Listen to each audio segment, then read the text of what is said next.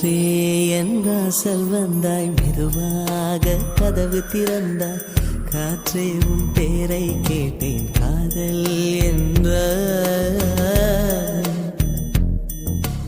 நேற்று நீ எங்கிருந்தாய், காற்றே நீ சொல்வாய் என்றேன். சுவாசத்தில் இருந்ததாக சொல்லி சென்றாய்.